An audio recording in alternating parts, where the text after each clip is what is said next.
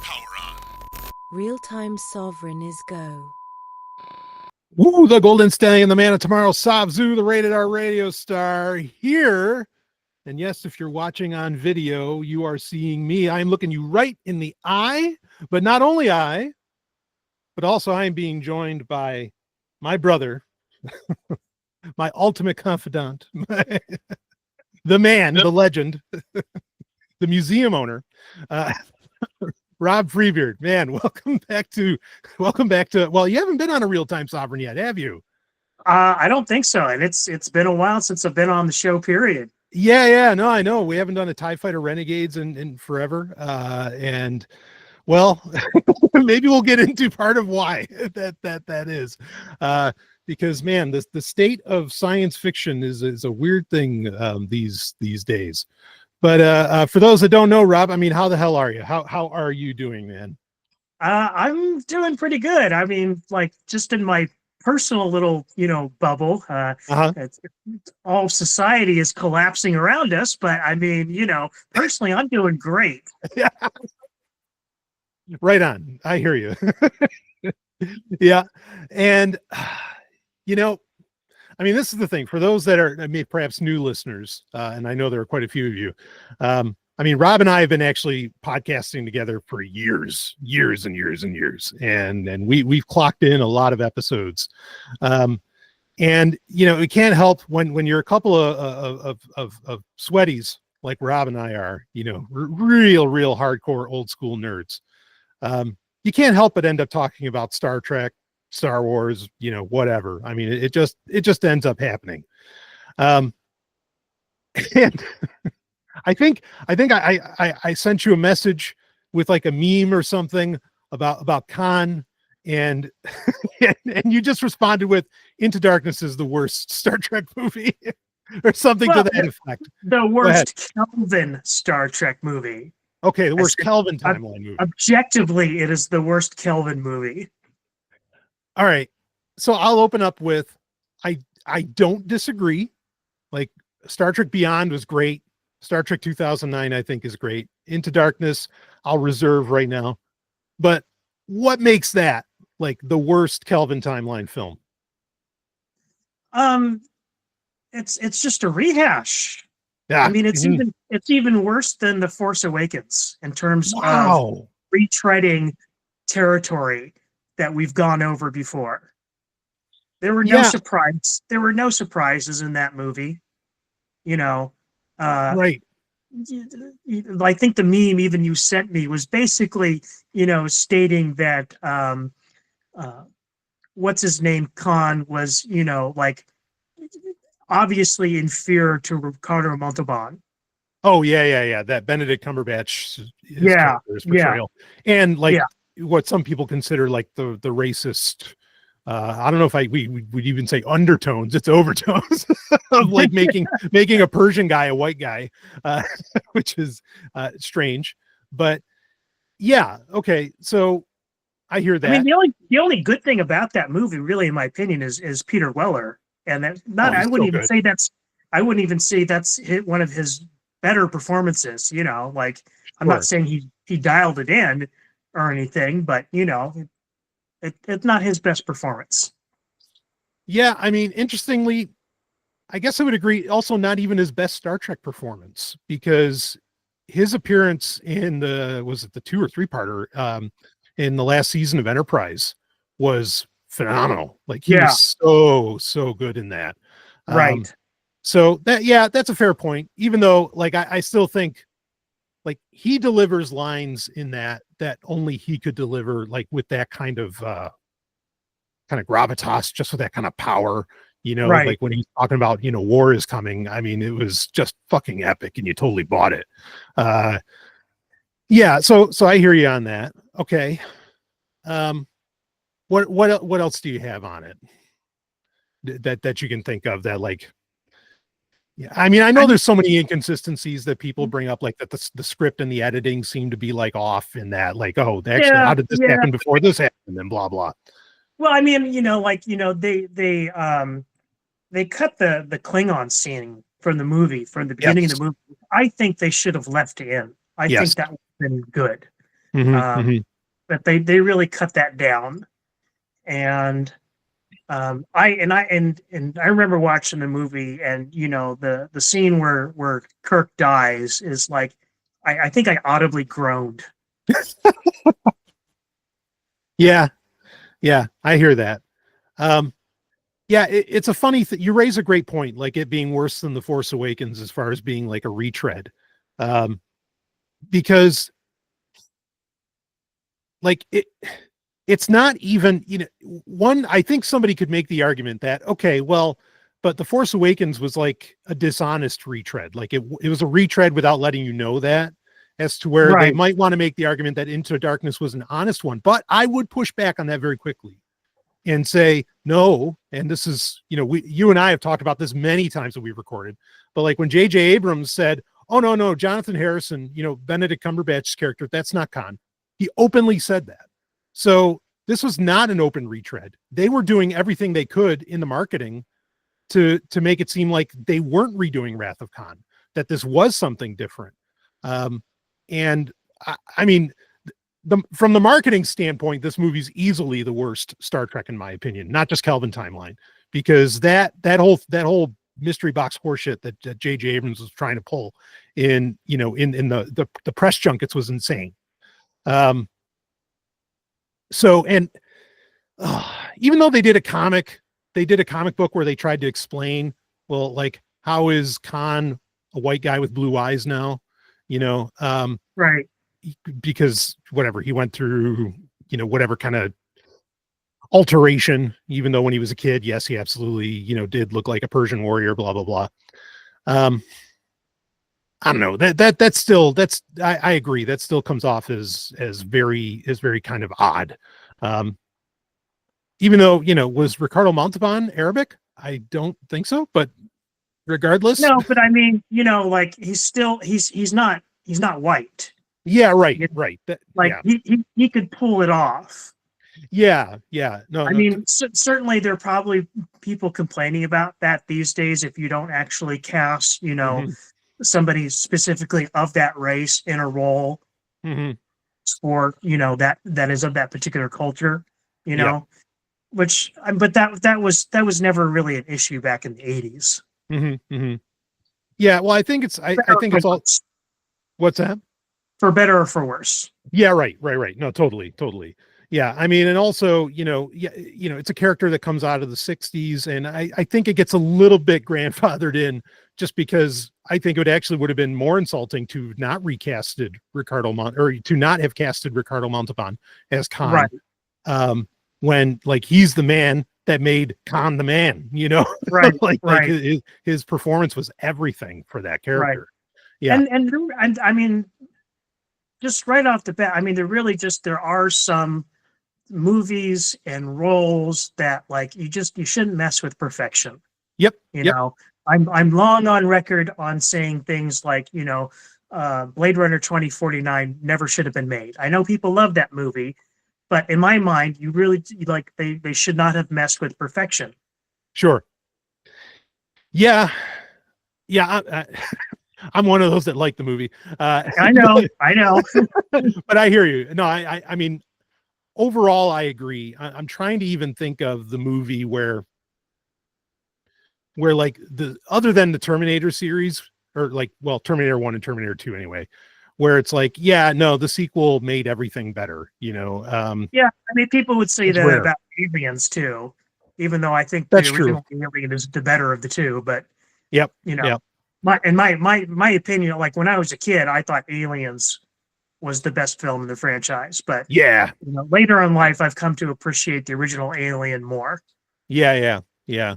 I suppose Tron is one where I think Tron Legacy just gives so much emotional payoff to ever having been into Tron in any form or fashion. So that's another one where like, okay, yeah, the sequel, like we didn't want to leave that alone. We needed to do something more. Yeah.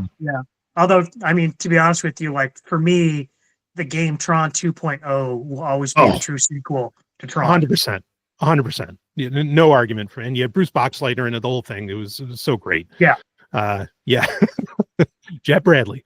Anyway, so, Yeah. So, you know, an interesting thing though, getting back to Into Darkness.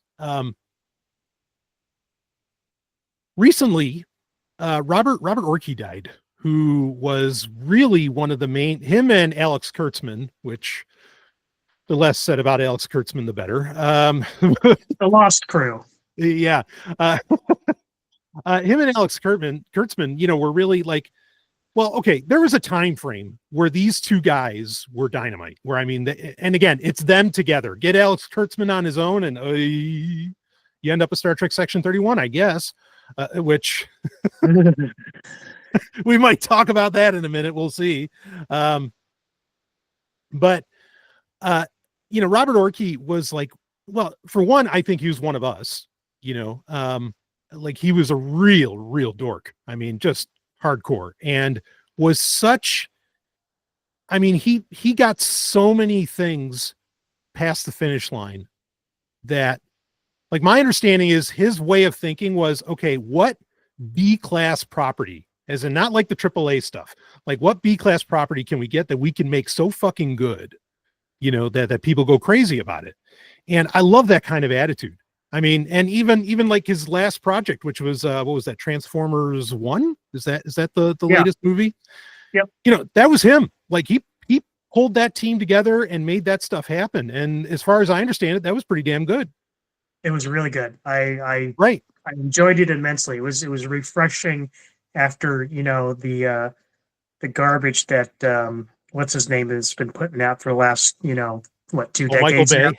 Yeah, Michael Bay. Yeah. Yeah, unfortunately, Orkey was a little bit involved with those, but once he finally had actual control of the reins, my understanding is Michael Bay is like a really, that's a personality that you have to walk around on eggshells. Yeah. Go ahead. Yeah, he worked on Transformers Prime too. Yep. Yeah, and another favorite series of mine, Fringe. Yes. Oh, I mean, yeah, totally. No, Fringe. I mean, Hercules, Xena. Yep. Here's another one that I go ahead. I'm not the biggest fan of Hercules and Xena, but I understand the appeal. Yeah, it was part of the 90s zeitgeist. Like it was just right. It was a thing. Right. And also another series that unfortunately not enough people have ever seen. I have the discs, thankfully, but Jack of All Trades with Bruce Campbell. This amazing, amazing, funny as hell, but good time, like spy series in the Victorian era. I mean, Bruce Campbell doing only what he can do. And, you know, so when Robert Orkey died, again, it's just a couple of weeks ago, I think it was like end of February, 2025. You know, we lost one of the good guys here. Now, admittedly, he was very much involved with Into Darkness. In fact, there's a lot of, like, I think he was supposed to direct it and it didn't happen. And there was some degree of falling out. But the reason I'm bringing all of this up, really, well, first off, you know, RIP Robert Orkey. But second off, I kind of recently learned that during the filming, the production of Into Darkness, like the whole production team, Kurtzman, Orkey, what's the idiot's name there? The guy that made The Force Awakens, JJ, right? JJ Abrams. Whoops. I'm sorry. Sometimes things come out of my mouth that I thought I was just thinking. Anyway, you know, they were like going through divorces and like they were but it was a really dark time for like the entire production team, apparently. And some people have come out and said, like, that's why they even titled the movie Into Darkness and everything, because there's just like this black cloud around the whole damn production, just because everybody was going through such a hard time personally.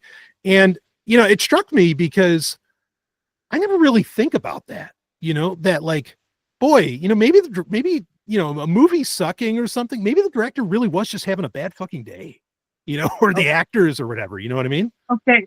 I had to push back on that because like, you know, like the Star Wars movies, they're like the original two, like A New Hope and Empire Strikes Back were both notoriously troubled projects. Like everything went on and like George Lucas had to go to the hospital at the end of working on you know, A New Hope because he was just stressed out. Oh, fired Gary Kurtz in the middle of production of Empire, if I remember correctly. depending upon who you ask. Yeah. Yeah. Lee Brackett died. Yep. You know, while they were, trying to get it written. I mean, just all this stuff happened, and I have a hard time believing like movies can overcome, these kinds of difficulties. It happens all the time. Just in our own life, shit happens. Yeah. Yeah. I don't think that really kind of had it certainly impacts you on a personal level, and it might, impact your, the pacing of your output or whatever, that you're doing. But I don't believe that these kinds of things are what make or break a movie. Interesting. Yeah. Okay. No, I mean, it's fair what you're saying. I mean, and immediately I'm thinking it's like, well, like were Star Wars productions saved because, Marsha Lucas was, she's like, I'll don't worry, I'll take care of it in the editing room. I don't care if everybody's fucking depressed. I'll handle this. I don't know, but yeah, no, that's fair. That's fair. Right. There's plenty of movies where there's always stuff going on. Yeah, it was something that I'd never really considered that. Wow. Like, yeah, like if you're going through a really bad time during the production of a movie like that can mess stuff up.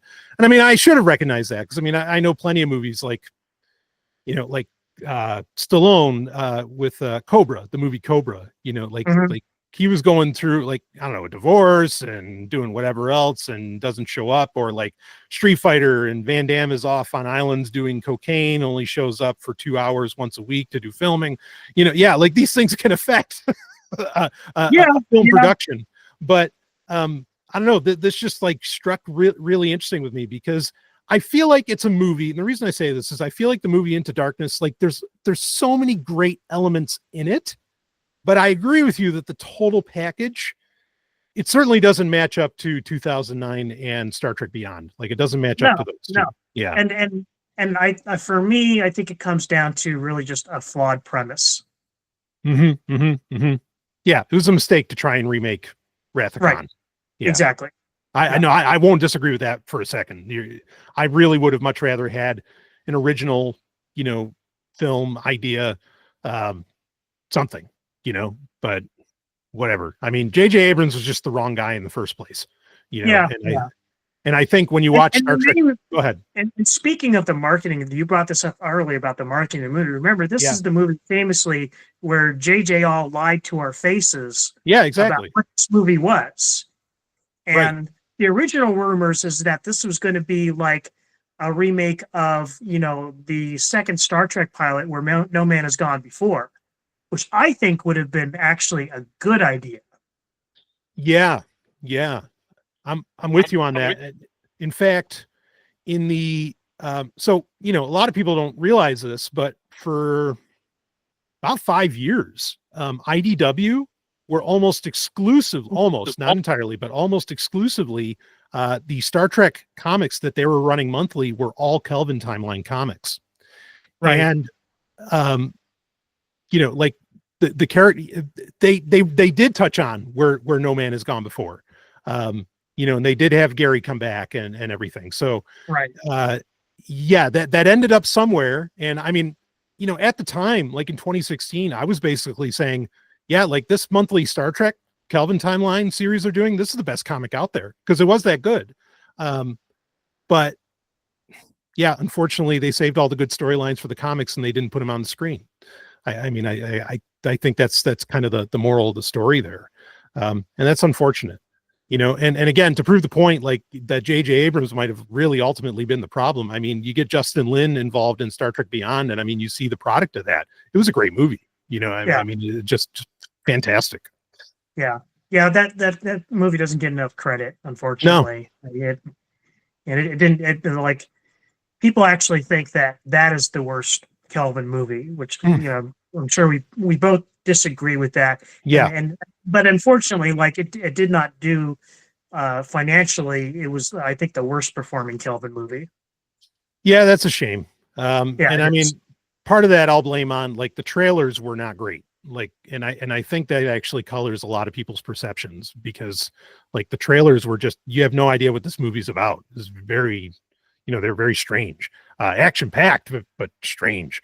And right. So yeah, we can put that there. But of course, then, we all know what happened in 2017. Suddenly, CBS/Paramount, gets this, brilliant idea to bring Star Trek back to television, or should I say to streaming services. And that turned out phenomenal. This is like the best Star Trek's ever been. And Rob is laughing his ass off. Because this shit's horrible. That's why. It's funny, now that Discovery is over, the way the kind of the tide has turned on that, because all throughout Discovery, like, there were some really hardcore Discovery stans who stood by the show and swore that, this was the Star Trek for my generation. But, now that it has ended and people are able to review it in its, completeness, and I use that term somewhat jokingly, it is not regarded well. Yeah. That's a great point to raise. I've noticed that as well. The tide shift on that is really there are some straight up groups on the internet that I am where like you weren't allowed to say extremely negative things about Discovery unless you were being, sort of critical, in a, more, measured way. Yeah. Very kind way. Right. Exactly. And now those groups have completely lifted that rules, and people are shitting on Discovery left and right, just mercilessly. Yeah. No, right on. The Red Angel storyline is one of the worst storylines I've seen in any series ever. Like that whole thing of season 2 of Discovery made no fucking sense. And, admittedly, full disclosure, I'll actually be transparent when Hollywood won't. I have not watched season 3, 4, or 5. Is that how many there were? 5 total? Yeah. Okay. I watched season 3. I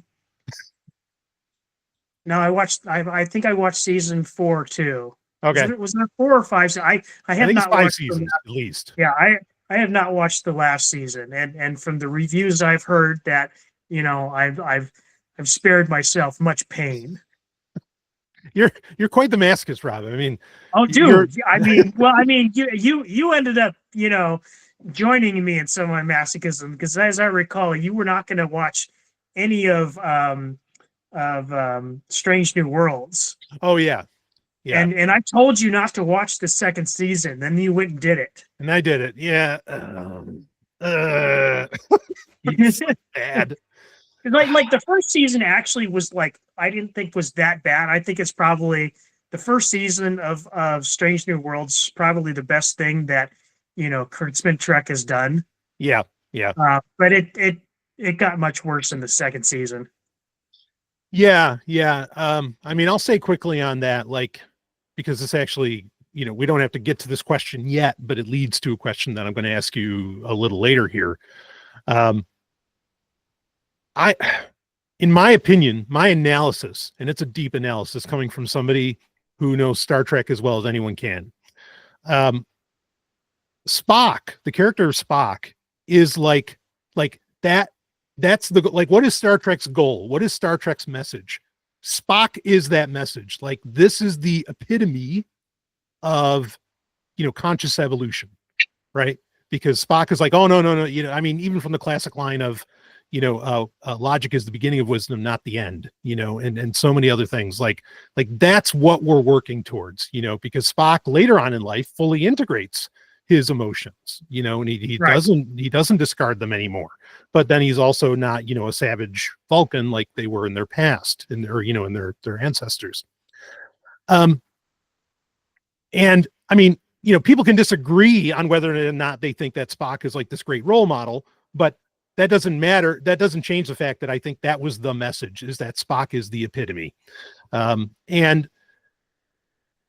one of the things that really killed me with Strange New Worlds is they fucked that character up. so bad. And like everything that made Spock so great, I think they ruined it. I think they tossed it out the window, you know. Yeah, And that's fair. I mean, they certainly, I think they established a lot of that already in, those first two seasons of Discovery where he's in it. Yeah. That like the downhill slides kind of started there, He got a nice good shove off the cliff. Yeah, exactly. Yeah. So so Strange New Worlds, total turn off. I'm sure not Section 31 level turn off, but I'm not going to watch that. Like, I was going to say, I wouldn't know because I'm not going to pollute my mind with that garbage. No, I don't even want to know. I just don't. And I was tell actually, you, go ahead. When you told me Ellen's reaction to seeing the trailer, I laughed my ass off. So for people to know, like I was telling Ellen's like, no, you don't understand how bad Section 31 is. Like it's just like, no. It's like, well, I want to see it. She's like, oh, if it's that bad, I want to see it. And I'm like, all right, let's watch the trailers. And there's two. Like, let's watch them. And she goes, and she's just like, what the fuck is that? We're not watching that. And thanks, Satan, because I had already torrented it. I had already downloaded it, but I got to hit delete so fast. But it was just so wonderful to just see her like, we're not watching that. Like, yes. So anyway, I mean, one thing that blew my mind with that is how fast that came to physical disc. I mean, like, snap your neck so fast that it was out on physical disc. Well, they probably already had the discs printed before the show even came out. Yeah, so that can very and I can imagine. I agree with that, and I think the quick release also. I would not be surprised if that just gets pulled off of the servers. Like they're just like, no, we're not going to deal with the taxes. I wouldn't be surprised with major franchises if that's the case. That like I imagine that these days that the physical discs are printed by the time that the movie hits the movie theaters. Oh yeah, there's no reason not to. I mean, like there's like it just makes sense. Right. I mean, because like they know that they're going to do it anyway. So, and like you said, the since it's all digital these days, the process to, get them into production is so quick. Yep. It said they've either got the disc printed, as the movie's being finished or, shortly, or they've got, the production order in the pipeline. Yeah. I mean, and it's so easy to just like, because if a movie's a hit, you're going to want to put more, special features on the physical release, and you can just print a disc too if it happens to do well, because it's going to have a longer theater run anyway. So yeah, I think you're right about that. Well, I mean, I like with and if a movie turns out to be really good and they just they do a disc without special features, well, that just gives them opportunity to double dip in the future. No, well, you said it earlier, The Force Awakens, that movie's gotten released like 3 times. And they keep adding special features on each release. Yeah. Why? No, I know. It's like, oh, I want to hear J.J. Abrams' commentary track. The fuck I do. Like, what are you going to point out? Like, and this scene I stole from minute 37 in A New Hope, and it, like, okay, I could have told you that. Yeah. I hope after all of this that like. If a copyright holder or franchise owner, if JJ expresses interest in their property, I hope these days they're like, no. Right. Yeah. Well, what has he even made lately? Like, I can't think of anything. What has he made ever? Well, right. Yeah. Well, yeah. I mean, he did make, okay, that's fair. Like just about everything he's made has been shit. Not all. Like, I mean, the 2009 Star Trek actually was pretty good. And Alias, I think, was a great show back in the day. But beyond that, I mean, I have a theory about this guy. Other than the mystery box horseshit, like, he blew his load on Alias, basically. Like that was every idea he had, he just jammed into 5 seasons of that show. It's part of what makes it really good, but Yeah. I mean, I watched Lost, and I will even say I enjoyed the first couple seasons of that. Yep. But it's the poster child for not sticking the landing. Yep. 100%. I'm with you all the way on that. Like, yeah, I watched the first, couple seasons, and like it lost its way so fast because they did.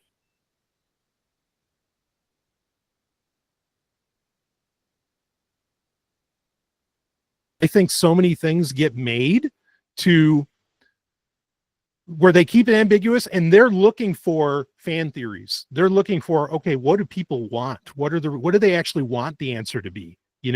I mean, Lost didn't get to benefit from that as much because the internet wasn't the thing that it is now yet, or it wasn't that yet. But I think in general, I think that's going on. I think that era of Lost was like when the internet first started having like an effect on Hollywood productions, where like, the noise being generated by the internet was just starting to become loud enough that people were paying attention, like in the media and in critics and whatnot. Yeah. Because I mean, you remember things like, Ain't It Cool News and websites like that, that were back around during that time, and they were hugely popular. Yep. Slash Film. I mean, so many of those were huge. Yep. Yeah. No, that's fair. So, well, we kind of touched on how even the people who claim to have loved Discovery, Star Trek Discovery, and so on, that even they're changing their tune.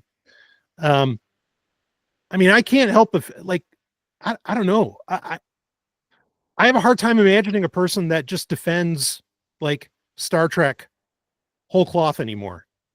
Like we used to, in fact, even back, in the early days when you and I were recording, I used to make the statement, and you seconded it, that any single hour of Star Trek is better than any single hour of anything else.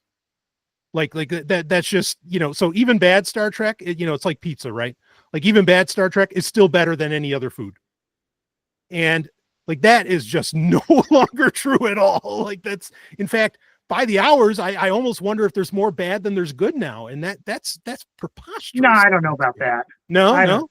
Yeah, no. Right. I can't agree with that. I mean, you have, multiple seasons of at least 5 good shows. Yeah. All right. Yeah. By the hours, there's more good. Yeah. And at least, 10 movies that are great. Yep. Yeah. Okay. So just raw numbers. I think what created that perception for me is like the amount of Star Trek shit that gets made. It's actually not as much, right?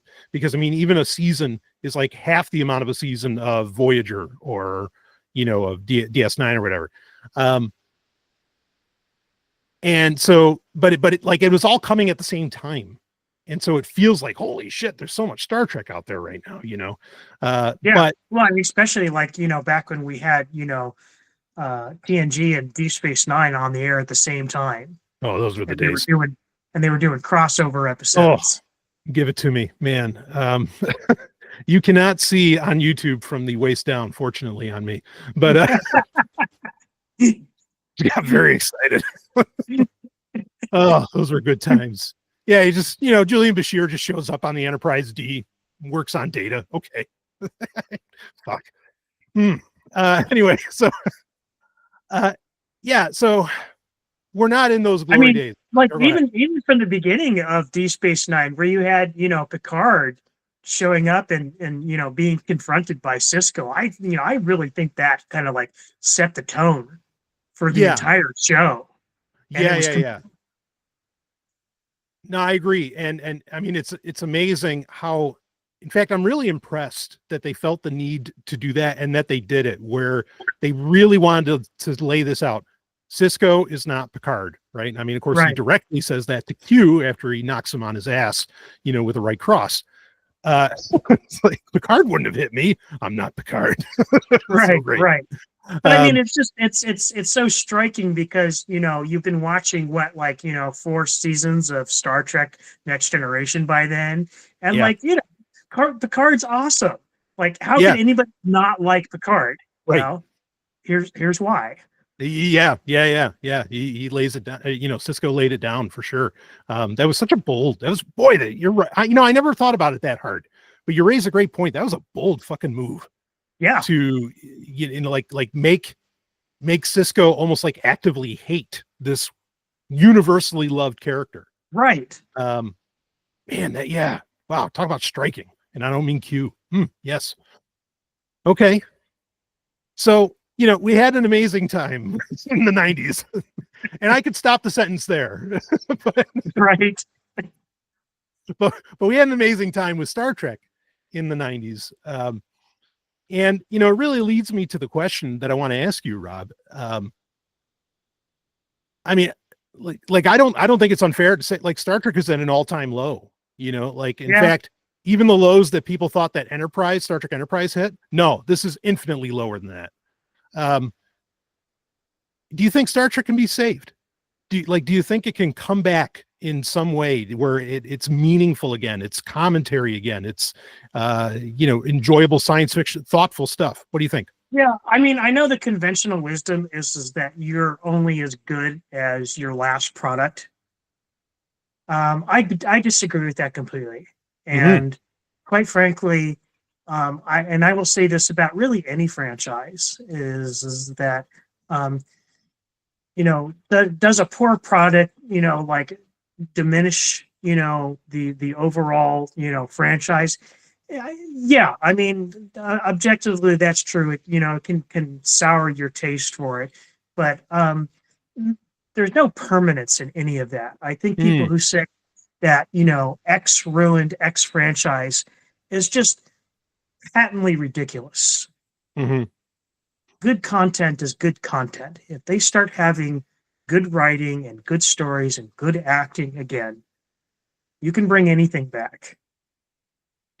And not only that, it doesn't prevent you from enjoying all of the good content that came before it. That's all still there. It's still infinitely rewatchable. Yep. There are people who haven't even seen the old Star Trek, television shows and movies who, if you're lucky enough to come across one of these people who's open to it and they get to it, you get to enjoy it for the first time with them and you kind of, relive that experience vicariously, it's still just as amazing as it was back then. Yeah. What's that Fremen saying about cutting off the arm? Yes. Yeah. The Fremen have a saying that, right. It's I know. I'm trying to think of it too. It's essentially it's complete now because it has ended here. Right. You cut off the arm. See, it's complete. It's done. Yeah. I love that saying. You reminded me of that a couple of years ago, and I was like, oh yeah. So, yeah. I mean, you're totally right. I agree with you. You can always just go and enjoy the classics. Enjoy from the original series all the way up until Enterprise, and if you want to, you could toss in the Kelvin timeline, I guess.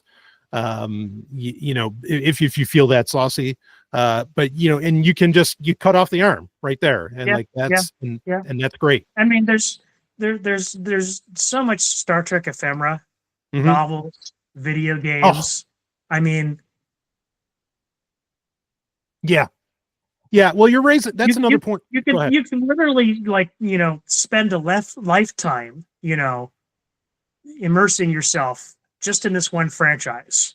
Yeah. Like I've got a huge collection of Star Trek books. I don't know if I'm ever going to have the time to read all of them. There's so many. I mean, and as many as I have, there's probably twice as many books I still haven't even bought yet. Right. Yeah, I mean, and I've read a lot of those, and I always get people saying, "It's like, how have you taken in so much?" It's like, look, I'm 43. I've just been here for a while. Okay, like that's the only reason. Yeah. There's no magic Whereas trick. I look at the stuff that I haven't read yet, I'm like, that's my retirement plan. Yeah, exactly. Oh, I say the same thing about my Steam game collection. It's like, yeah, Right. Yeah, same. That's for when I'm old. Right. Yeah, no, but okay, so you're raising a great point that I want to like address here, because because this is not us. Like, I want to make this abundantly clear. Like, I don't get behind the microphone just to complain about new shit. Because actually there's new shit that's good, and I don't mean Star Trek necessarily, but just in general. But I'm always like baffled by people who, I mean, man, they make it their life's work to just say, oh, now Star Trek sucks. Now Star Wars sucks. Now that, like, and every video, and they'll do like multi-daily videos or whatever, just constantly complaining. It's like, man, then go back and read the old shit, like, because there's no way you've read it all, because I haven't read it all, and I actually tried, you know what I mean? Like right. That was like an active mission of mine, and I couldn't take it all in. I don't believe that you did. And so, yeah. And I think it just, well, I mean, I remember when we were doing TIE Fighter Renegades, and you were still on the mission to read every single comic book and every single novel. And I was telling you, dude, like, you're burning yourself out. Like, like, don't need to do this. Yep. Yeah, no, Disney didn't care. So, like, and that's the point I got to, is like, well, then why do I? Like, Disney doesn't pay any attention to these damn, like, and they don't. Like, they retcon themselves and 10 times over. And when it's all supposed to be canon, yeah, right. So, I don't give a shit either. But yeah. But yeah, no, but I mean, it really, it goes to show that so many of these, like, YouTubers and influencers and whatever, they just want to complain. Like, if they wanted to, like, they keep talking about, it's like, oh, I want something to be excited about. Well, then fucking go read Best Destiny, go read Probe, go read go read all the Shatner novels for Star Trek. Fucking dynamite. I mean, they are so great. And I know these people haven't read it, because they would have talked about it at some point. And yeah, so there is so much in the past. And I mean, this isn't just true for Star Trek. This is true for just about anything. I mean, like, there's how many fucking science fiction books have just been written in English, and so many of them are amazing. Yeah. And go back, it's okay. You can go back. Oh, but nobody cares about that. Ah, I see. So this is not about you. This is about, the social system. But anyway. Yeah, so I guess to get back to the original question of, can Star Trek be saved? I don't disagree with what you're saying. There is a big part of me, though, that feels like, man, that milk has been soured so hard. Like, it's just to have to keep paying attention to that stuff, like, as canon. I mean, I think one of Star Trek's greatest strengths was that, like when Deep Space Nine and TNG were running concurrently, what happened in one affected the other, and you were, like, you had a baseline of, like, oh, I can kind of guess what's going to happen. And now, Hollywood doesn't want you to be able to do that. Like, they really don't. What do you got? And I'll be honest with you. I think the creative industry, the way it is, and I don't see this ever changing. I think on the long enough timeline, really any franchise starts to fall apart. Mm-hmm. Mm-hmm. I don't think it's possible to maintain, an interconnected universe that big. Yeah. Past a certain point. And I'm not saying that, we should completely get rid of canon, or that it's a bad idea to have an interconnected universe, because I love crossovers. I mean, yeah, look at it, like, when I was a kid, like I was over the moon with Marvel Comics doing crossovers with X-Men, and all the other different Marvel Universe franchise. Didn't necessarily have to be like, I was mainly into the X-Men comic. Whenever they did a crossover with another comic, I always thought that was just the coolest shit. Yeah. Not saying you can't have that anymore, but I think we've kind of overdone it to a certain degree. Mm-hmm. Mm-hmm. And like I said, on a long enough timeline, somebody's eventually going to fuck it up. Yeah. And I think to a certain degree, we have to kind of like moderate our expectations when it comes to quote canon in large franchises. Mm-hmm. Yeah, no, it's a good point. It's a lesson I'm learning. I'll admit it. I mean, I think part of the problem is just like Western, particularly Western civilization, because this isn't a problem in Japan.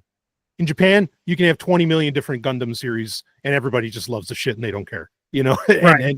and Satan bless them for that. I think that's wonderful. Okay.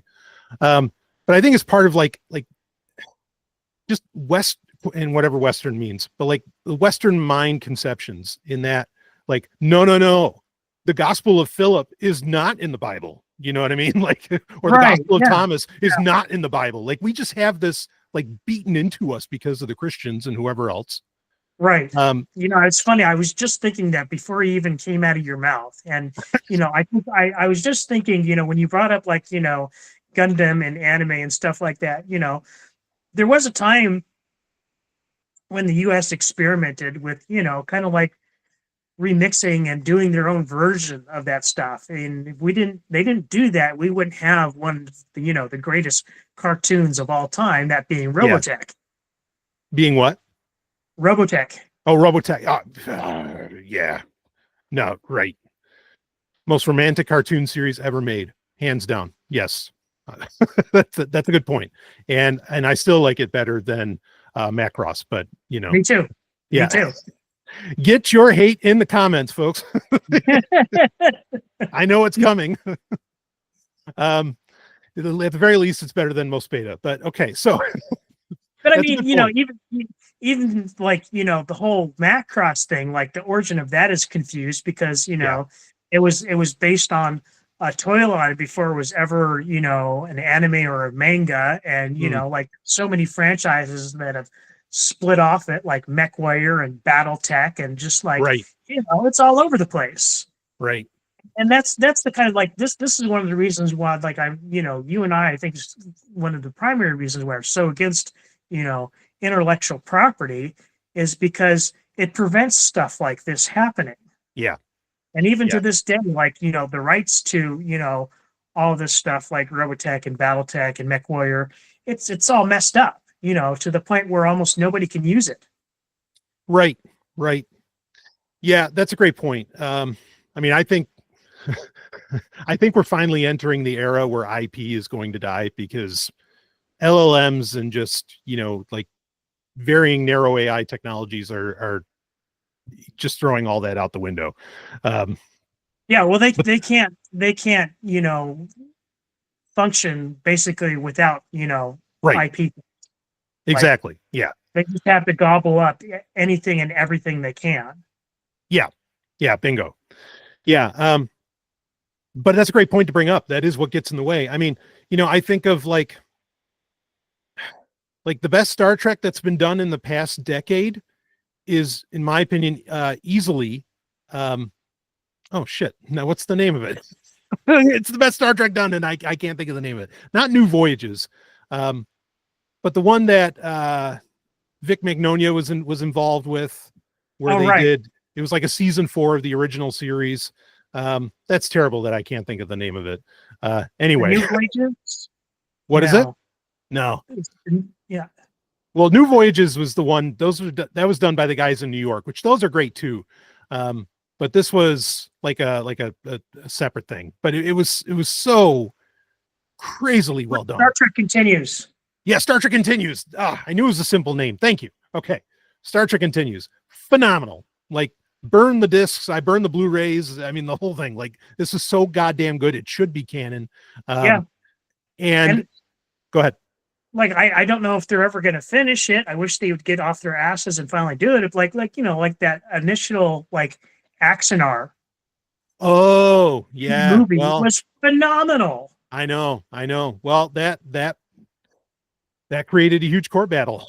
Right. I mean, and sadly, like, some of the actors involved aren't here anymore.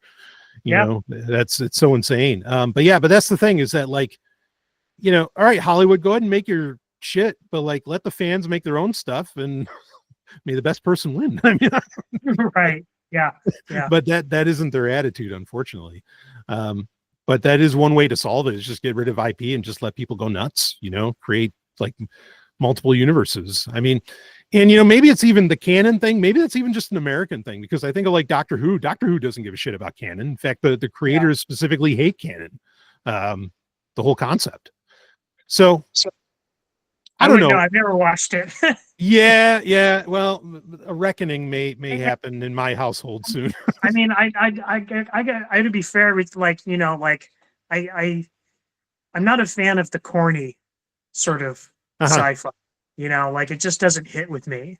Yeah. I felt the same way about what's his Seth MacFarlane show. Orville. Yeah, Orville. I haven't watched that either. It's just like the tone for me is all off. It doesn't hit.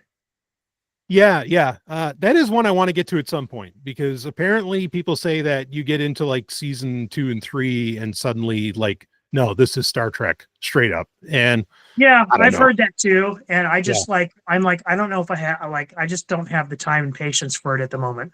Yep. No, I hear that.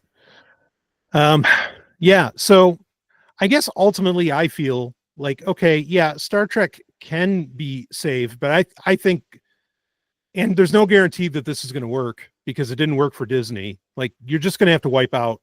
I feel like you have to wipe out Discovery and all that stuff and just say, yeah.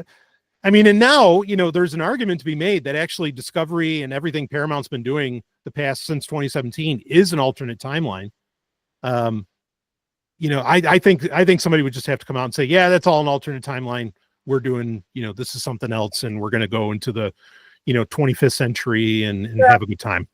I mean, honestly, I think Star Trek needs two things. One, I think they need to let it rest for a little while. Yep. Two, if you do bring it back, like, I don't even think you necessarily have to like disavow Kurtzman Trek. I think you just have to really just not pay attention to it. Yeah, I suppose that's worked, because like there was in the writer's room in Star Trek in the 90s, there was kind of a standing order, don't pay attention to the animated series. Like, right. And that never happened. Yeah. Even though nothing ever really contradicted it, they're just like, eh. No.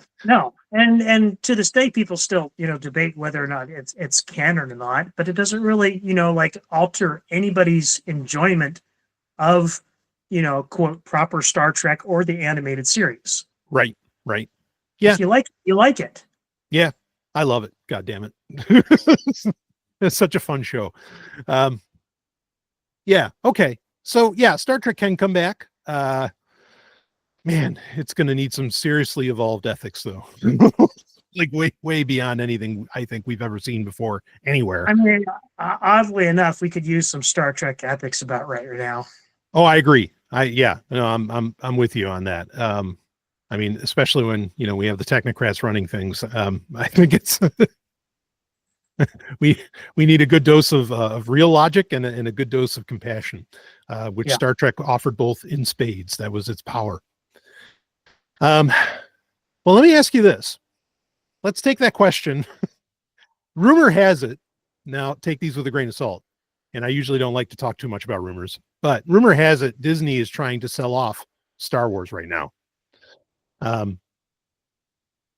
A, do you think that this is true or likely? And then B, do you think this is a good idea? Do you think Star Wars can be saved? What do you got, Rob? I mean, obviously, I think Star Wars can save. Okay. I already established that I think sure a franchise being ruined by one or two bad products is just a complete fallacy. Okay. That being said, no, I don't think that they're going to sell it. I think they're too deep in. They've got Star Wars theme parks built into their normal theme parks. I think they're too heavily invested. I think this is another situation where if it stops turning a profit, they'll let it sit for a while and they'll bring it back at a later point. But they're not there yet. They're still plenty of projects in the pipeline, and even stuff that's good. I mean, I'll argue that, like, even though season 3 of The Mandalorian, kind of sucked and didn't stick the landing, I'm not, I still think that there's, potential for those characters and that section of the universe. And I make the argument that Ahsoka was good. I enjoyed that show a lot. Was it perfect? No, of course not. Nothing is. But by no means did I think it diminished Star Wars in any way. Okay. So I won't even make the argument that Star Wars is like, I think Star Wars right now is in better shape than Star Trek is. Oh, I'd agree with that. I do agree with you on that. Like the elements that make Star Wars are still aplenty, as to where I think the elements that make Star Trek are long gone. Well, I mean, I even argue, like, the best thing that Disney has done with Star Wars is Rogue One and Andor, which are kind of like stepping into new territory and stuff I don't think George Lucas would have ever done. Agreed. Yeah. I mean, the thing is, like, if they did sell it and somebody and like the company that bought it would want to do like a get rid of like all the Disney stuff, and say, all right, that's not canon, we're rebooting the canon again or something. I don't know. I don't think people would go for it. No. I would think that anybody who, would pick up the franchise after Disney, if Disney did decide to sell it, would like at least learn from the past mistakes and see how poorly that went over the last time. Yeah, exactly. Yeah. There was near literal riots. Yeah. The time that Disney tried to pull it. Oh yeah. People were taking out billboards in Hollywood. Yep. I mean, serious money getting spent on Disney. What the fuck is wrong with you? Like that is money where your mouth is, for sure. Right. And then, and it's still a cottage industry on YouTube to, complain. Yes. About, the erasure of the expanded universe. Yeah.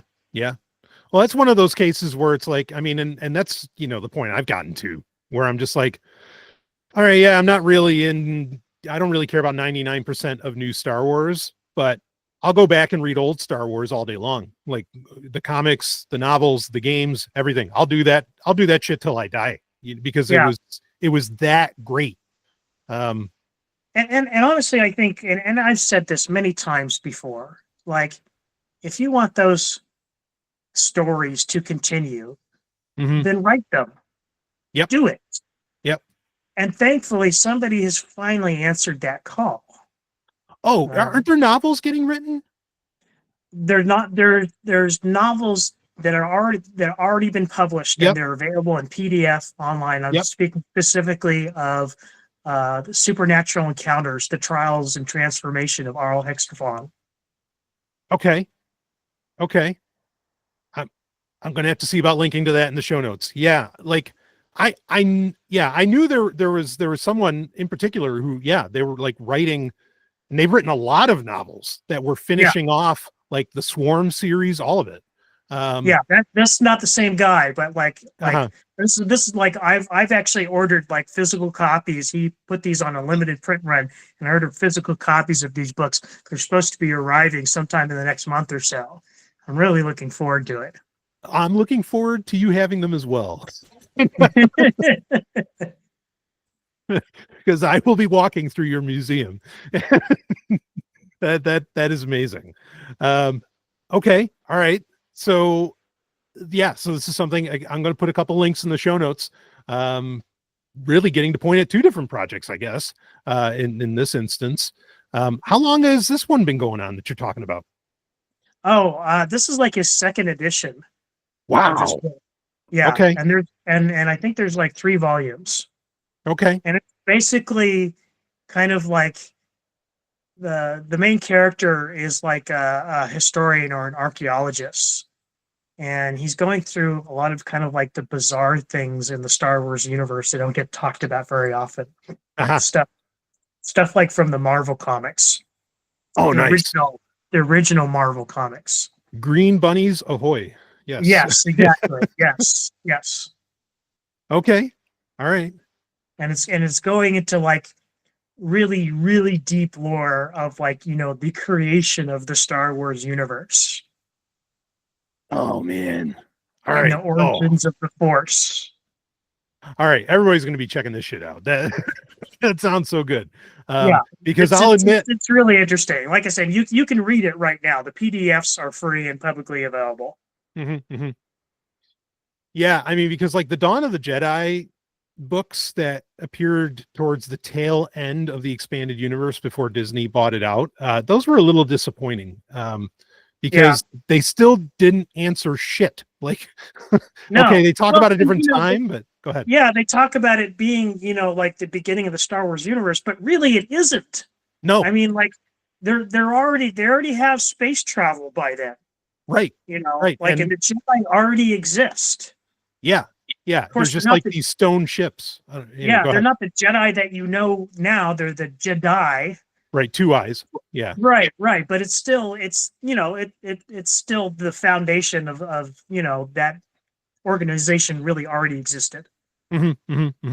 Yeah. So I mean the stories are fine, but like that was overall disappointing because it's like, wait a minute, I thought we were going to find out the fucking origin. I want to know the beginning. And well, if anybody's taking a pot shot at that, I'm excited to read it. So, but this gets to a point for me in that I feel like this might be part of the problem. And I'm not saying that this is necessarily the problem with Star Trek. That's just bad writing. I think the streaming model does not work for Star Wars. Like with Star Wars, I think you want a complete package, or you want to like rest on it, sit on it, take in the visuals and so on. Just the way that streaming like requires you to have a mystery and a hook, at the end.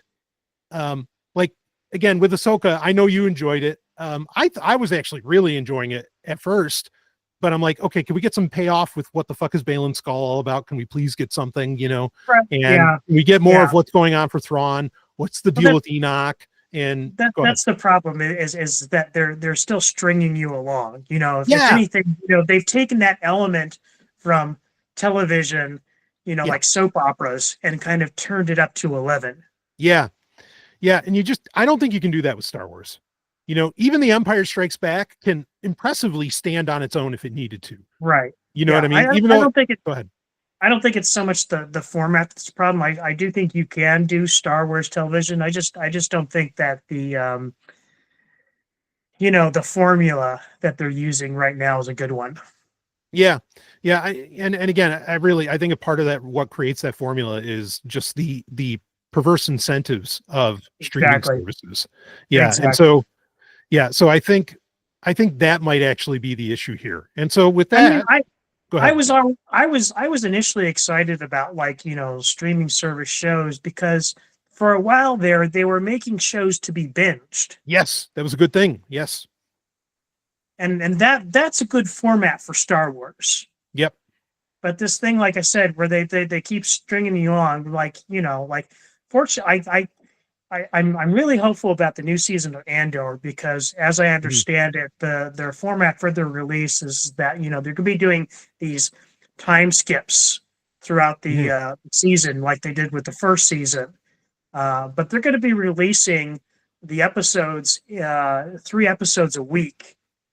And the time skips are going to be contained within, each of those 3 episode, collections. So you're going to have a start and a finish to, part of that storyline all within 1 week. Wonderful. That proves my point, to my mind anyway, because it's like, okay, you can't string people along. Like, give them a package. They need that complete package. Exactly. Right. Yeah. I mean, that was one of the things that, a lot of people, complain that, Star Trek, originally, and then back in the 90s, it was every episode was self-contained and you didn't really have so much, a mythology building until later on. Yeah. It's a byproduct. Right, exactly. Yeah. Yeah. Whereas I think there's a happy middle ground, Mm. where you can have, self-contained stories, but still not necessarily, constrained to one episode, 1 hour episode. Yeah. Yeah. Yeah. And I mean, to the point on canon, like, I've been, no, cajoled's not the right word. I've been kind of nudged. I'll say it nicely. I've been nudged into the lore. I hate that word. Lore is brother's data.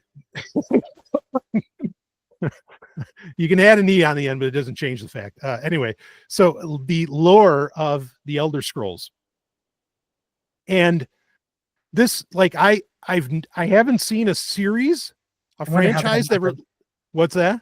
I wonder how that happened. Yeah, right. Both you and my wife might have something to do with that.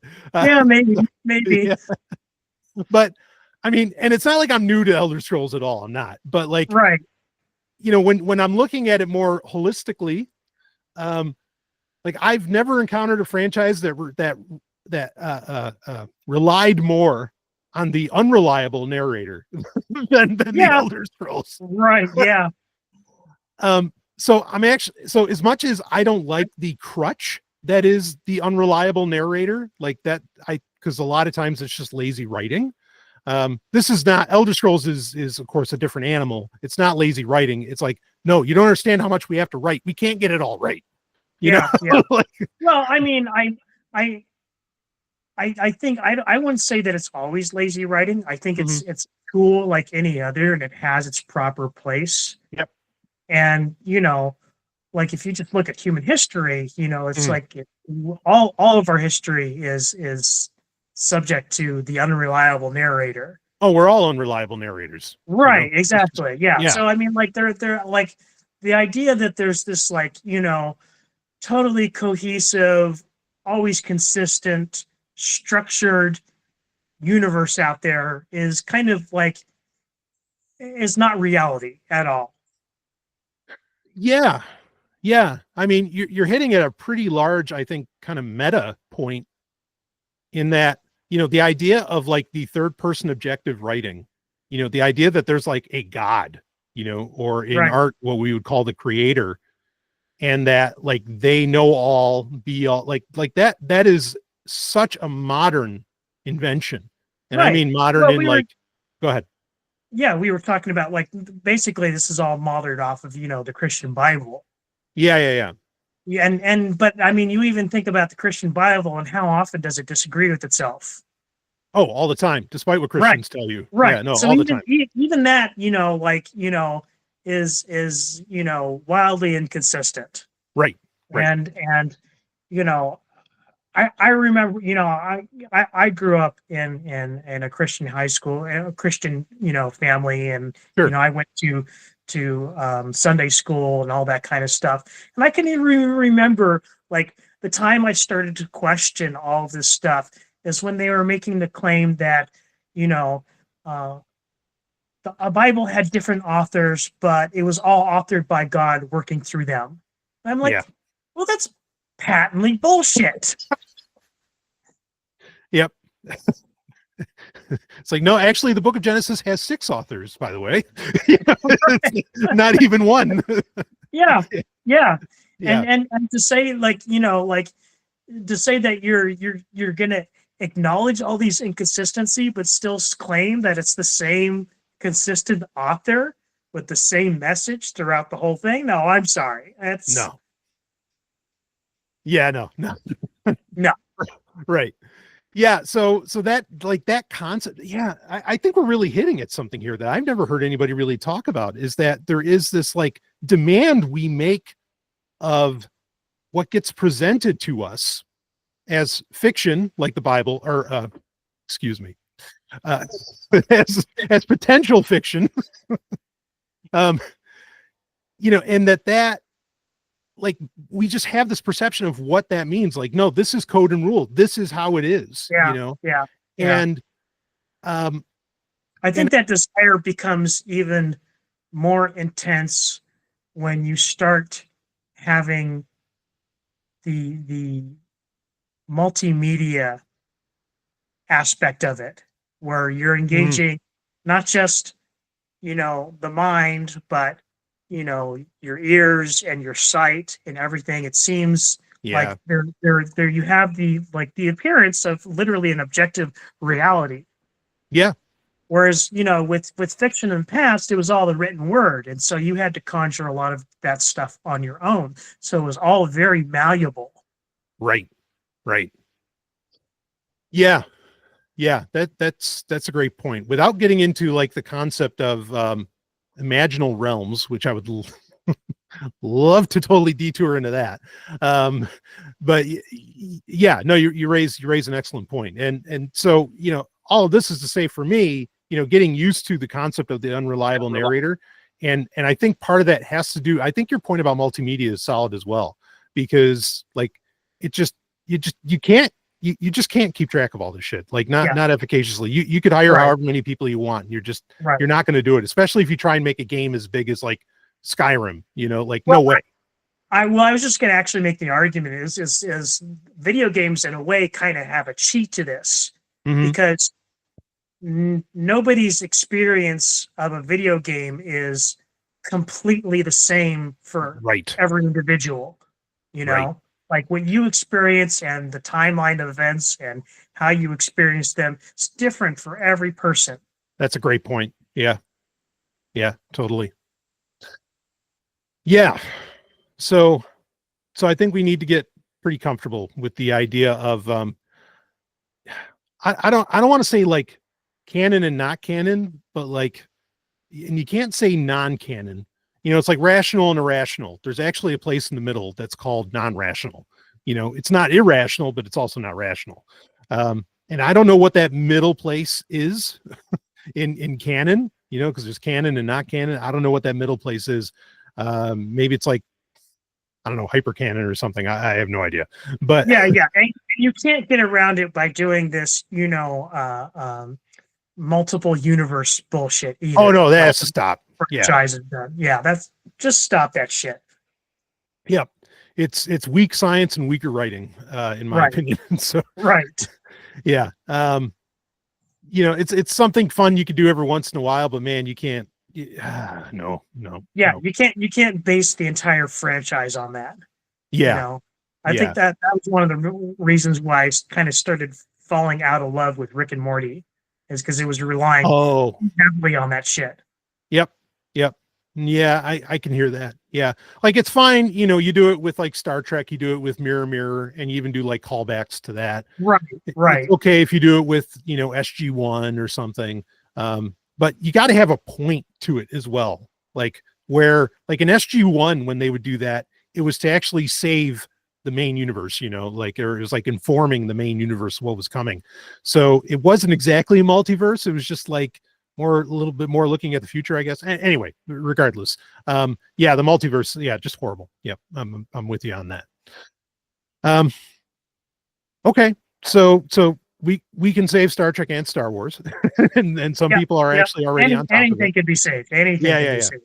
I reject the idea that, one piece of media destroys an entire franchise. That's ridiculous in my opinion. And the people who think that way are quite honestly being childish. Yeah. Something I learned just recently, and I follow this shit like a hawk. And like, if this was ever said before, I really think I would have caught it. But so another thing is that really like a series like Babylon 5, which by the way, does also contain some contradictions. Like I know them and I can admit to them as much as I don't want to, because if there is a holy book, that's it. But the animated movie that came out a couple of years ago, 2023, I believe, The Long Road Home, basically just got it. There was a new release of the Babylon 5 encyclopedia, and there's like addendum material to it that included that movie, because the encyclopedia originally came out before that movie came out. And in the marketing materials for this new version of the encyclopedia, it directly states that Straczynski considers the long road home to not be canon. And I'm just like, motherfucker, you're the one guy that is supposed to do this right. Like, you're the guy who's like, no, it's canon. Yeah. You know, everything's, it's all canon. Did he not write it? He did. I know that. There's no, like, I know. I don't understand. Like, why are you not calling, like, you 1000% should be saying this is canon. Anyway, so, like, maybe that's the thing that, like, actually, and I just learned this a couple days ago. It's why it's fresh in my mind.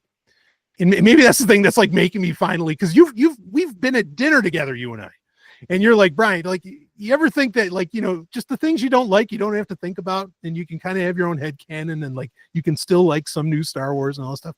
And I would just say to you, like, no, I can't do that. Like, that's not how this works, you know. But now I'm getting to the point where maybe I can do that. Because if Straczynski isn't going to keep his shit right, well, then we're all fucked. And that's just how I feel about it. Oh, well. Yeah, I unfortunately, I honestly do believe it's like, it's an impossible task, and you're asking too much. Yeah. For a franchise that's, you know, that long lived and has, you know, that much, you know, and I'm sorry to use the word, but that much lore. Yeah. I got you. Yeah. Well, I think actually, I mean, I think that's the reason that word has come to prominence, because people don't want to use the word canon and not canon anymore, you know, so they just say lore, and I get it, you know, like, yeah. It's where we're at. Well, okay. So we can save anything we can. And that ultimately I think is good news. It's just, as long as AI doesn't make it, we'll be fine. I mean, I'm not even that hard against all AI. I think there's definitely like a ton of AI slop out there that's kind of like muddying the waters these days. But there's some stuff that there's a proper use for AI. Yeah. No, you know, you raise a good point. Like, some of the things, particularly when it comes to video AI, there's some people doing the Dark Lord's work out there, and I'm glad that they're out there. Like, they're making. I shared something with you recently. I don't know if you've watched it yet. Oh, I did. That was like with it was Zorga or the the Unanswered Oddities, and the Monoverse. Yeah. That's hilarious. Another thing I'll try to remember to link in the show notes, because you're in for quite a time. Yeah, the less we say about it, the better. Like, yes, like if you experience it raw, it's the best. Yes, yeah, that was amazing. Yeah, so some of the stuff being done with video AI, even with, you know, like pre-established or with established franchises, are things that, man, if I was like, you know, 16 again or something, like I'd be, yeah, let's go. You know, like I'd be so jazzed. And it's fine. And it's stuff that can even honestly exist. It doesn't matter if it's canon or not, because like, it's just visuals or things you always wish you got to see. And it's really cool stuff. So I'm with you on that. I'm not against, I mean, even though there's a human behind it, you know, it's not like something wholly unique. Well, that's the best part about it is when there is a human behind it, and they're actually like crafting a story that's, you know, unique to their mind. It's the stuff when you start using the AI to generate the story, well, then that's when you start getting a lot of garbage and noise. Yeah, well, that's how Marvel movies get made. So right. So, but that's why, again, you know, I mean, I feel like this gets said, enough people say it, thankfully. I mean, I think it should have never been called AI. Microsoft is full of dumb ideas, but the one good idea they had was calling it Copilot, because that's all it is. You know, like, it's not, I don't think it's an intelligence. It's just something that can work with you. You know, it can. Yeah, I mean, I think there's I don't think intelligence is the bad part of that. You know, something that's artificial. You know, we talk about, like, you know, synthetic chemicals. They're like pretty much the same thing as the natural chemical, just that it was made in a lab. Yeah. So, you know, there's it's fair to say that they're analogous, and you'd have a hard time telling the difference between one and the other. That's not the case with AI. Um, there's a role playing game series where like it takes place in the future, and they had something that's called VI, virtual intelligence. I think that's what we actually have today is virtual intelligence, because you don't expect something virtual to be as good as the real thing. No, it's kind of like way below that. Right. Interesting. Okay. I mean, I like the idea. Like I like the term. I don't know. I'm still kind of stuck on like that intelligence might not. It's well. I mean, tough argument. Go ahead.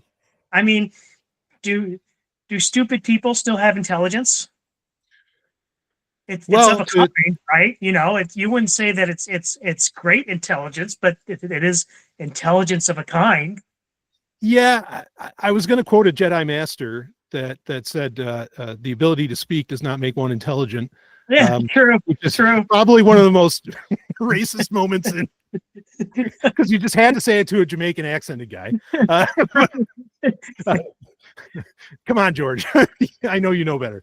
Anyway, but I spake. Oh, Jar Jar. But it's better if you don't. You know, we love you. No.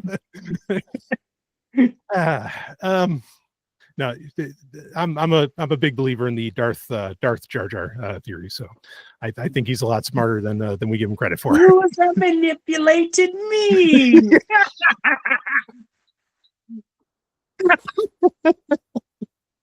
I love that so much.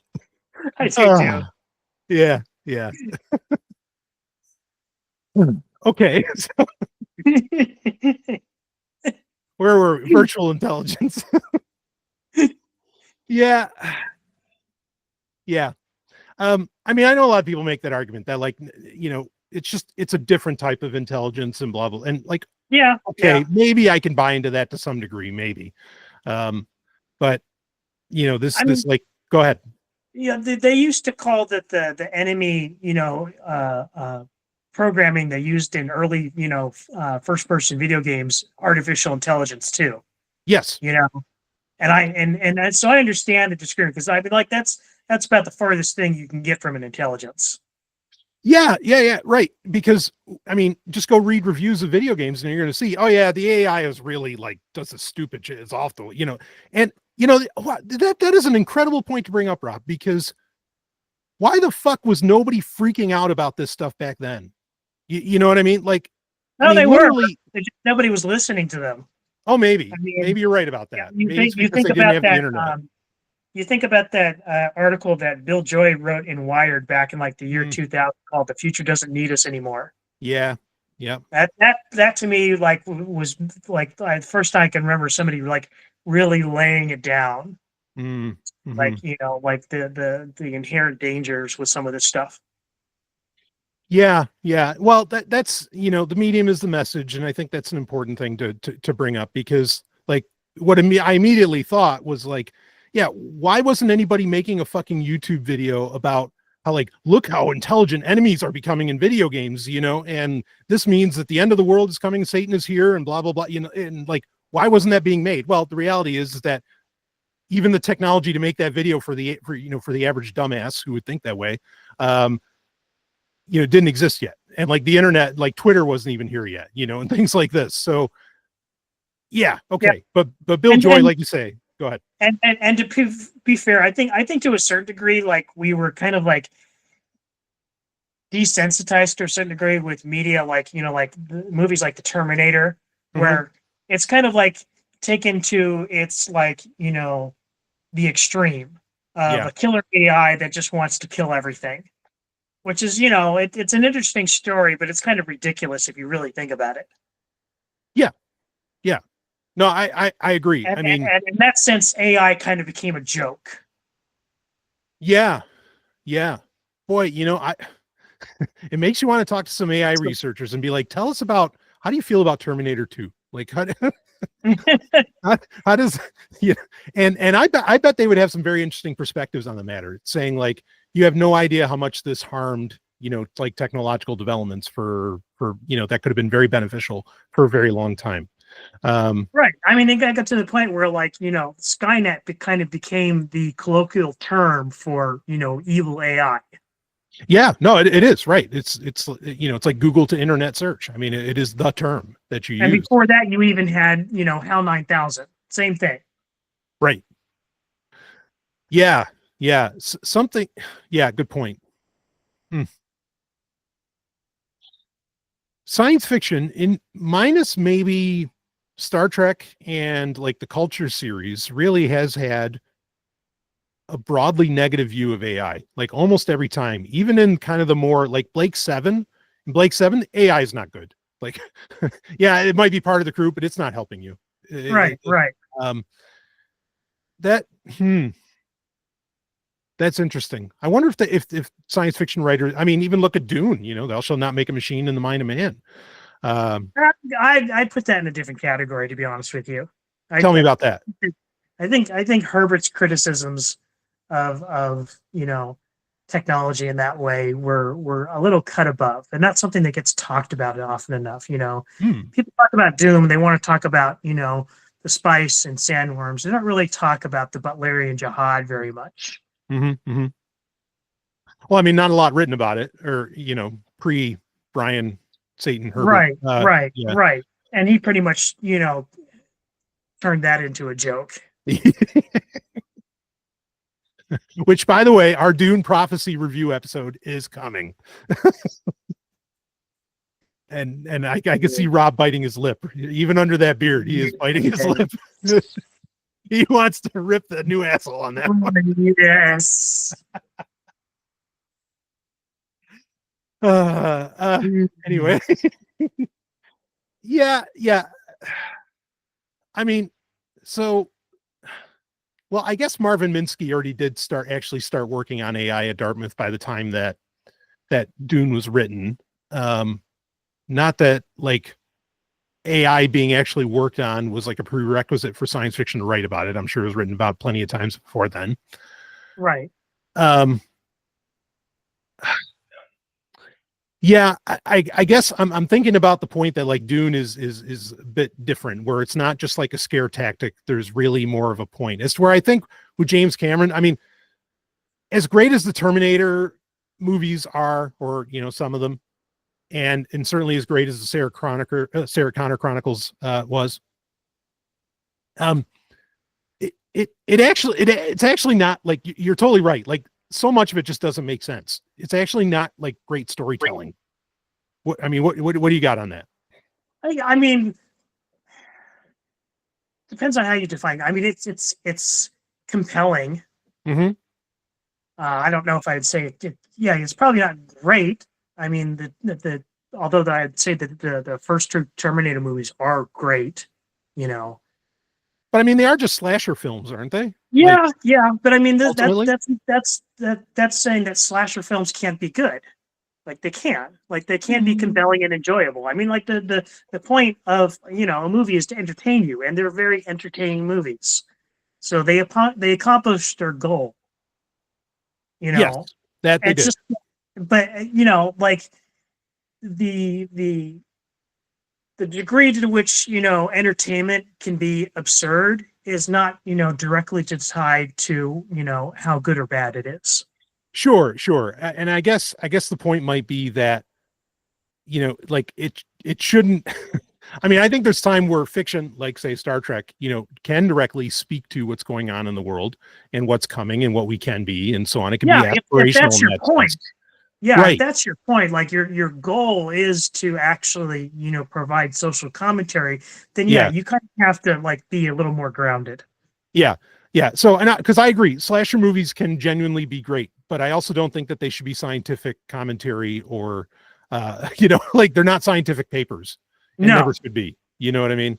And that's the problem, is that I think the Terminator films became so much part of like the cultural psyche that they basically became scientific research.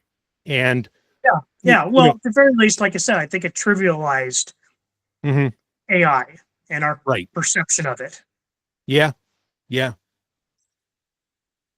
I did not expect this conversation to go that way, but I think that is one of the, and I listen to a lot of shows that talk about AI, and nobody really brings this up, like what we're talking about right here, that, hey, you know, maybe our cultural touchstones like the Terminator series have actually done, are like coloring our perceptions in ways that have no basis in fact, and have no actual real bearing in reality. And boy, somebody really should address this. like seriously, why isn't Sam Altman out there saying look, do a complete deconstruction of Terminator 1 and 2 and just say, look, these are the problems with this. Like, this is not the direction we're going. Not that I'm like wanting AI overlords, Yeah. Well, but I think that there's a degree of elitism, and why this is not being addressed is because basically you're kind of addressing, the common person, which is kind of like their perception, like the lowest rung. Yeah. And, addressing those kind of concerns are beneath them. Yeah. Yeah. That's a good point. Yeah. It's better than the possibility that no, they actually don't want to deconstruct the Terminator because they actually want T-800s for themselves, that being the billionaires. Yeah. And I would argue they're working on them. No, they already exist. Oh, right. Boston Dynamics. Yeah. Well, not only that, I mean, you look at, if you've actually been paying attention to what's been going on in the Ukraine war, a lot of it is drone warfare. Yeah. Oh yeah. No, I've made the point, like the reason that the US or like other countries in general are like giving Ukraine munitions, giving them weapons, is because what was happening when they weren't giving it to them was Ukraine, like they were developing like these guerrilla style drones, like they were reprogramming iPads and everything, and really making guerrilla automated warfare.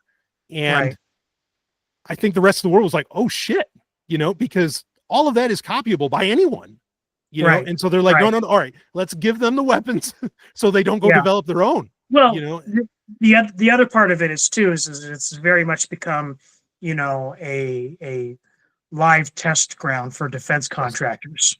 Yes.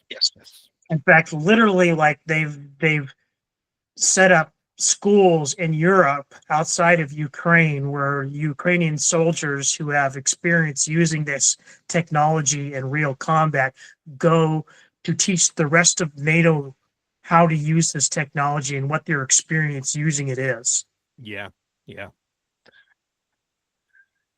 So,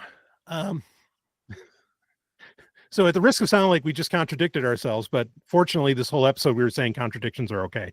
No, but so Skynet's not here, but the T-800s are. So that's right. And the hunter killers and right. Yeah. Hopefully nobody gets the bright idea to, hook the hunter killers up to, the blockchain or anything. It's funny you say that. I think back to that Ethereum white paper from so many years ago, and it's right there in the white paper. Yeah, you could actually control drones with on the blockchain, and people could have their own personal defense forces. What could possibly go wrong? Everything will be fine. We live in a world where billionaires aren't happy having $1 billion. And if that's not a problem, I don't know. I don't know what to tell people. Yeah, well, I mean, we haven't evolved nearly as much as a species as we think we are. We're just doing feudalism with extra steps.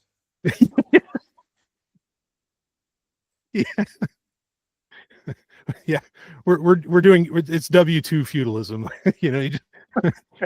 The tax form's just a little longer.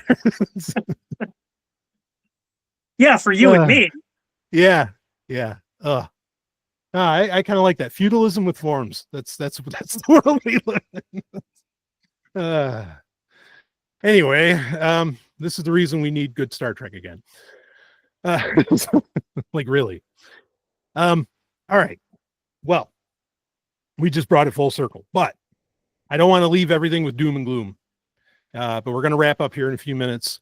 But Rob, I think we want to send everybody home with a nice positive message, or not a positive message perhaps, but at least something that they can, just enjoy, sit down and enjoy for a little bit. You tell me about a little show called Silo, brought to you by Apple. Where do we even start? Is this the best show on television right now? Yes, objectively. 2 seasons. Yeah. This is the best show on TV since The Expanse. Wow. No doubt about it. Wow. I will not pull punches on that. It is that good, and I'm really looking forward to the next season. And are we getting a season 3? Has that been confirmed? Yeah. I believe so. That's amazing. I mean, like I know the show. Believe me, I am as shocked as anybody that Apple in recent years has been producing some of the best content that there is. They've had some stinkers like Foundation, but well, yeah, I'm with you. Quick comment on Foundation. I think this is a separate subject that I know we're going to talk about when we do our Dune Prophecy review. But like, because this is another problem in Hollywood, in that nobody wants to make like things with fidelity anymore. As in, like when somebody says, "Yeah, I want to make the Foundation trilogy," no, they don't want to make the Foundation trilogy. Like they want to make their own story, and but the only way they can get their story made is if it's attached to some kind of owned IP by the movie studio or the production studio. So this is a huge problem. Also in Hollywood. I mean, it's also something that infected Star Wars, I think, as well as Star Trek. We didn't get into that part, so I'm glad we got to at least bring it up a little bit. But I think like Foundation, like, yeah, it's not Isaac Asimov's novels by any stretch. And there's certainly plenty of things that are like actually bad about it. But it's a different animal. And in that, it does have some qualities. That's all I'm going to say. Review to come in the future. But anyway, continue with Silo. Yeah, if you're I'd say if you're a fan of it's like Fallout for adults. Yeah, that's a great way to describe it. Yes, even though Fallout is certainly very adult these days. Yeah, well, I mean, there's adult and then there's adult. I mean, adults. I mean, Fallout is still kind of like like it's obviously like adult in terms of like sex and violence. Yeah, and way more intellectual. Yeah, exactly. Right. Yeah. Right. Yeah, I'm with you on that. Yeah, so I mean, we don't have to get into like the whole story, don't have to spoil it, because this is something where, I mean, this is another one of these ones where like I think if you go into it not knowing very much, it's going to be better. 100%. I mean, I've enjoyed what I've watched. I actually already read the books a while back, and like and to its credit, it does a pretty good job, at least getting with the with the books, as good as say David Lynch did with Dune, which we all know how much we love that, and I mean that. So certainly way better than Villeneuve did. But yeah, like I think it sticks pretty well. And so, yeah, I think if you went into this, even without reading the books, if you just went into it blind, like you're going to get an even better experience then. I mean, with having knowledge of the books, it's still cool, but yeah, anyway, sorry, keep going, Rob. No, I mean, like, I just want to tell people to go watch it. As I said, I don't want to get too deep into it. Yeah. I mean, I think it's very relevant right now too. Mm-hmm. Everything that's going on in our society. It provides some really good social commentary. The way, like Star Trek used to do. Right. Yeah, no, agreed. I mean, and boy, the actors are everybody's top of their game in this. Like, oh yeah, oh my god, flawless. Really, so like, I mean that's half the show right there is the performances. It is just so well performed. Yep. Yeah, and that's what I think actually one, like your comparison with saying this is like the best show since The Expanse, because that was another show that I felt like was absolutely flawless. Like, I don't think we fully appreciated that Thomas Jane is one of the greatest actors we've ever been graced with, you know, but when people watch The Expanse, I think they finally got it. It's like, oh yeah, no, Thomas Jane's amazing. So yeah, I'm with you on that, you know, because again, yeah, The Expanse was absolutely flawlessly executed. It's amazing how great that was. You know, you even made the comment to me, you think The Expanse is better than Star Trek. Do you stand by that? Yeah. I think it's a little bit, it's a more realistic reflection of who we are rather than who we want to be. I'd say, you know, better is kind of like, you know, well, it's nebulous. Yeah, it like, there in some ways that Star Trek's better. Like I said, I think Star Trek really excels at being a you know, really good reflection of who we want to be. Yeah, I think it's aspirational. Yeah, it's aspirational, and I think we definitely need that. Yeah, you know, in our society. Yeah. Whereas I think The Expanse holds up a more realistic mirror to humanity. Yeah. Yeah, I would agree with that. Because like, and we have to do that too. We have to be able to look ourselves in the mirror and recognize who we are. Yeah. I mean, I think where The Expanse excelled was like, I feel like a lot of, I mean, Babylon 5 might be an exception, but I feel like a lot of science fiction really doesn't do the politics very well. Not really. In fact, the politics always feel very technocratic. Like it's a very basic or very immature, I should say, understanding of politics in general, I feel. Right. But with The Expanse, it was not. It was front and center. And the fact that it didn't ignore the fact that that's not going anywhere was pretty powerful, was certainly part of its grip. Yeah, that's interesting you bring that up, because I mean, it really kind of comes back to a lot of what we've been talking about. Like, I think when, you know, storytelling does politics right, it's some of the best stuff out there, like Dune, like The Expanse, like Silo. Right. Yeah. So somehow Dune, being the greatest that it is, somehow Dune, like, explores the worst of tyranny, and you know, and still comes out the other side okay. Like it really, that's an amazing thing. But unfortunately, we never got the real Dune 7. But whatever, that's a separate subject. But for now, we do have Silo that everybody can go and watch. And I will second Rob's point that, like, wow, you are in for some real mind-bending shit. It's a hell of a ride. Yeah, it really is. All right. So with all that said, we've got good stuff. You know, there's things you can go out there and enjoy, folks. You don't have to watch the news, and they're lying to you anyway. But to some degree. All right. Who even does that anyway? Everybody watches YouTube now, and I'm not even complaining about that. Like, you know, I'm guilty. Right. I mean, I was shocked. Like, when they came out with that report that said, I mean, and Google has all the metrics, of course, you know, they said that more people watch YouTube on TVs than any other device. And like that's amazing, you know, that at least we have that in the future. We do have fully democratized television in a very real way, other than, yes, there is, you know, some copyright and censorship control on YouTube that people are right to bring up, you know, and I guess they go on Rumble or something. But yeah, we do. Yeah, I mean, it's interesting. You watch enough YouTube and you start to recognize, like, how the algorithm is feeding you content.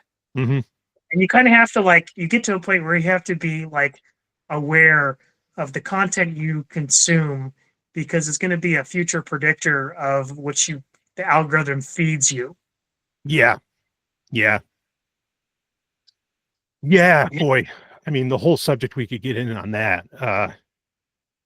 Because, like in some ways, like these algorithms really can know you better than yourself, because like you're acting upon so many unconscious factors, and that the average person doesn't recognize, that they're even doing, like, oh, why did I, pause the remote on that one thumbnail, you know what I mean? And Right. like all of these little things that you don't even consciously recognize you're doing, but you're doing it. And it's based upon your body's own, for lack of a better term, desires, its own wants. Okay. If that's more comfortable for people. Yeah. In some ways, like it can know you better than yourself in some ways. Yeah. And I mean, go ahead. Granted, like it, and the ways it might, I wouldn't say that it knows you better than yourself. I'd say that it tracks things that you are not consciously aware of. Right. Right. Now, I wouldn't say like it knows you in a way that's really kind of like deep or comprehensive in any way. Oh, yeah, no. No, but what it can know, I think, is like what you're going to think next. And that's kind of a weird thing, meaning that like you suddenly wonder, hey, wait a minute, why am I watching a video about shaving kayaks? And Yeah. Like for a while, the algorithm started feeding me videos about people who go out and basically do work on cows' hooves, and right. scraping them out and everything. And like I watched one video of this because I thought it was weird and interesting looking, and suddenly the algorithm's feeding me this all the time. I'm like, no, I have to stop. It's like I don't actually want to be watching this, every day for hours on end. Yeah, but I think the algorithm knew. I think it was saying we know where Rob's going. He's ready for the farm. He's ready. He's ready to leave. No. Right on. Yeah, I mean, and of course, the easiest way how to combat this. Look, folks, there's a subscription tab on the on the mobile app, on the website, on the TV, everywhere. Like, and you can just hit subscriptions, and the only thing you'll ever see is who you subscribe to. So, but for some reason, that's the way it works. Yeah, right. Well, it won't work for the homepage, but it's amazing. Actually, do you remember the once upon a time when the homepage was like just your subscriptions? Yeah. No, I know that was a long time ago. And it's crazy. Like, and I think Google just leaves that subscription tab there for legal reasons. To basically say it's like, no, we've given people the option. And yeah, I actually have that set up as the link on my bookmark bar. Yep, same. Going I was just going to say, because like sometimes I don't want to be fed garbage by the algorithm. Yeah, but what's scary? Like people have the metrics on this, and like I can even look too on my own YouTube channel, and how many people come through the subscription tab, and it's almost never 1%. It's not even 1%. Like nobody uses it. Yeah, well they've hidden it so well.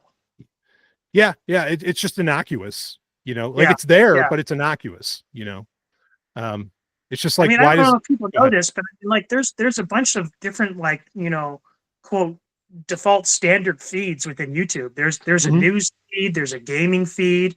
I don't know if anybody other than me uses these things, but they exist. Yeah, well, this is the thing. Like when you think YouTube, what colors do you think? Red and white. Exactly. And if you're in dark mode, maybe gray. But you got it. Bingo. Red and white. Now, again, it's one of those things I don't think most people consciously recognize, but once you know about it, you can't help but see it. But like everybody in their thumbnails uses the color yellow for like the text, or they'll use maybe like light blue. They'll like those. and it's because they just stand so far apart from the red and the white. Yeah. It gets your attention. Yeah, it's funny the little games some of these channels use too, where like they'll put, a portion of a red bar at the bottom of the thumbnail to make it look like you've already watched part of the video before and didn't finish it. Bingo. Yeah, but that's the thing. So like YouTube basically only has two colors, right? Like the YouTube UI itself. And so, like Google doesn't want you to look at all the options you have. They just want you to see what poops in front of you, for the thumbnails. That's it. And it's so bad. You say that because like there's a particular genre of videos called YouTube poop. What? Yeah. Oh no. Yeah. Now I'm gonna have to look at this. Yeah. Motherfucker.